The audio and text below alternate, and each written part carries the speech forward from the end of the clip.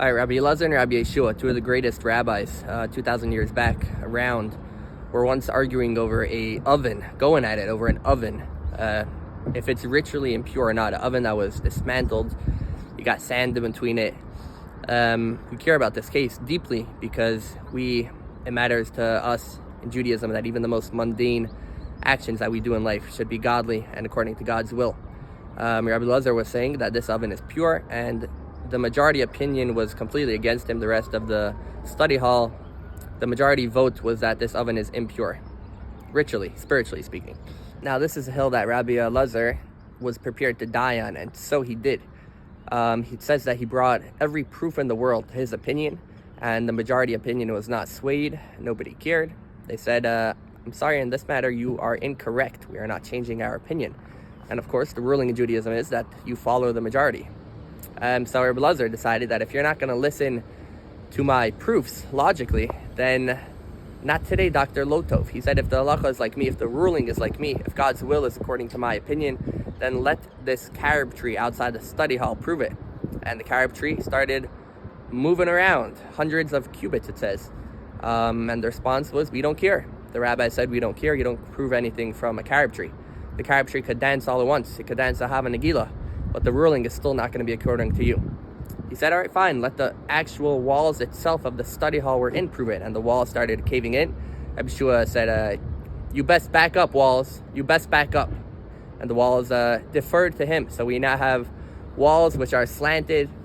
One because Rabbi Elazar said to go down, one because Rabbi Yeshua said to go up. They give a little standstill. We're now in a slanted study hall. People are getting nervous over here, a little anxious. And they still said, we don't care. Like, the law follows the majority ruling. Rabbi Elazar said, you know what? It's time to bring out the big guns. He said, if the law is like me, let heaven itself prove this. Let heaven itself prove it. And it says that a voice came out from heaven saying, basically that the law is like my son, Rabbi Elazar. He's the guy that knows his stuff over here. This is God's will. And Rabbi Yeshua responded, we have already learnt in the Bible, it says in Sefer Dvarim, that Teira Lei B'Shmayim He Torah, meaning God's wisdom, God's Bible. Lei B'Shmayim He is not in the heavens.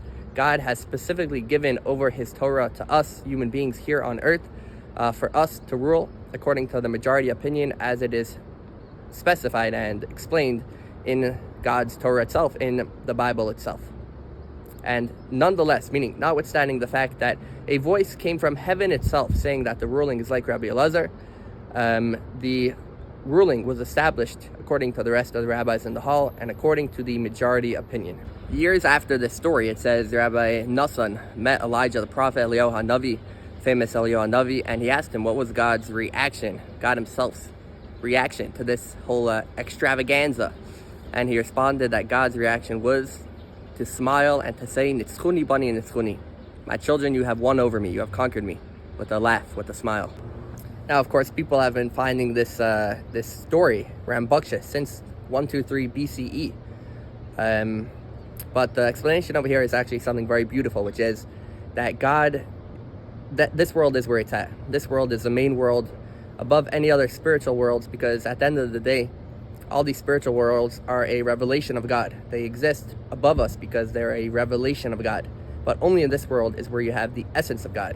And that's why the only two existences in the world which seem to be at least something from nothing is God himself, who exists eternally, and this world which literally came from nothing, because only the essence of God can make something from nothing, which is this world. And why this world? This is because, as we explained, God decided that he wants to have a dwelling place even in the physical, even amongst human beings who have their own mind and heart. And amongst this physical world which doesn't seem godly, God wanted us human beings, not that he should force himself in, but that us human beings should make this world a holy, godly place. Because basically what's first is last, meaning when you have a house that you want to build, first you have the original thought, you want to build a house, then you get the construction, you start working on it, after a few months you build the house. The final result, the finally built house, is what you had in mind originally.